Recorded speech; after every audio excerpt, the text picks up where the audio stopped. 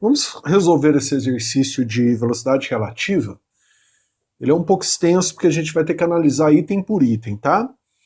Olha, para atravessar um rio de 12 metros de largura, um atleta nada perpendicularmente às margens. Então, ó, eu tenho um rio. Esse aqui é meu rio, tá?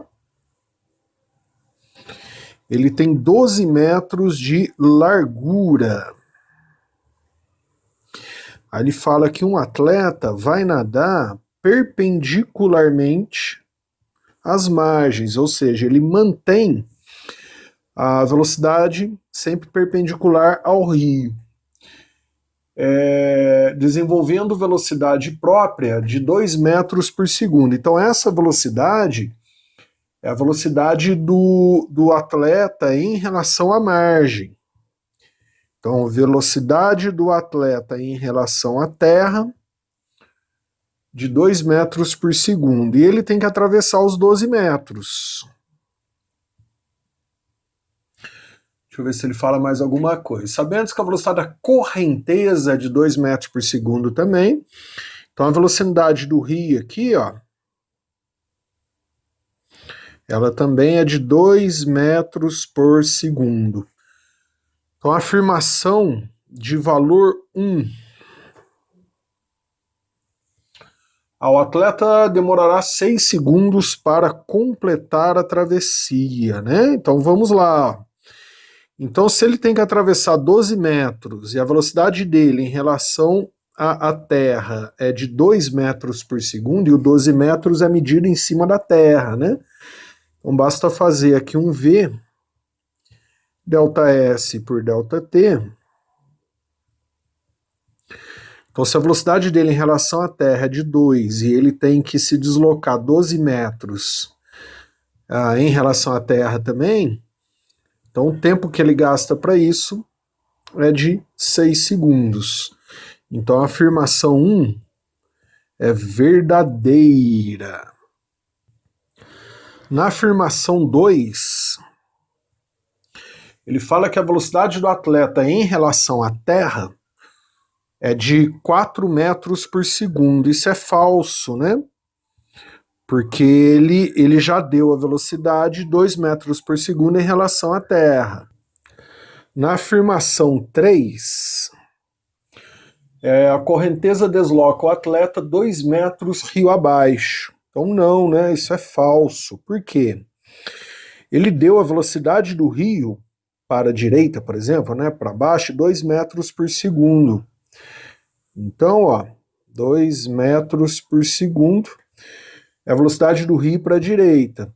Se o atleta nada durante 6 segundos, então nós temos aqui, ó, um intervalo de tempo de 6 segundos. Então, se a gente fizer aqui um V, ΔS por ΔT, aí eu estou considerando a velocidade do rio para baixo. Como a velocidade é 2, ΔS e o tempo é 6, eu vou ter um ΔS também de 12. Então isso quer dizer que o rio empurra o atleta 12 metros para baixo e não 2 metros. Por isso que a afirmação 3 é falsa. Na afirmação 4, se a correnteza fosse mais intensa, o tempo que o atleta demoraria para atravessar o rio seria o mesmo. Essa afirmação ela é verdadeira, tá? Então imagina que eu tenho aqui o rio, e aí ele comentou que o rio ele tem 12 metros de largura. Como o atleta já está nadando perpendicularmente ao rio, a correnteza,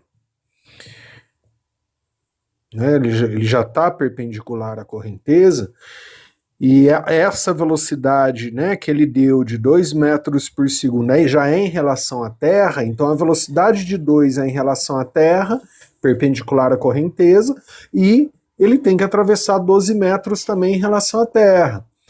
Então, se a gente alterar a velocidade do rio, essa afirmação 1, ó, que a gente determinou o tempo de travessia, né, não ia mudar nada, ó. A velocidade em relação à Terra continua 2, e em relação à Terra ele tem que atravessar 12 metros. Então, se eu calcular novamente aqui, vai dar o mesmo valor. A diferença é o seguinte: se não houvesse correnteza, ele iria conseguir atingir o outro lado exatamente oposto de onde ele sai.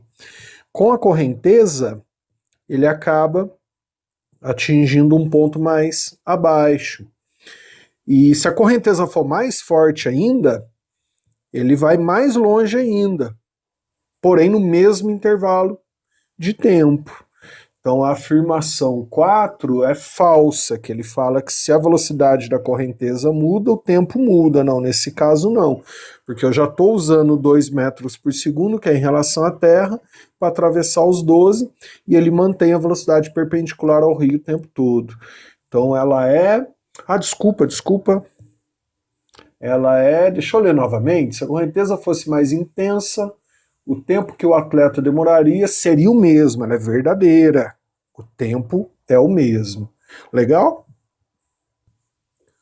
E na afirmação 5, que é a última,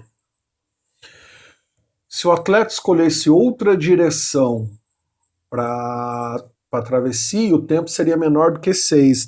Essa é falsa, tá?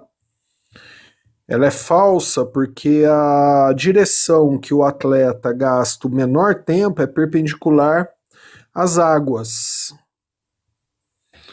Então, porque a distância que ele tem que percorrer que está perpendicular.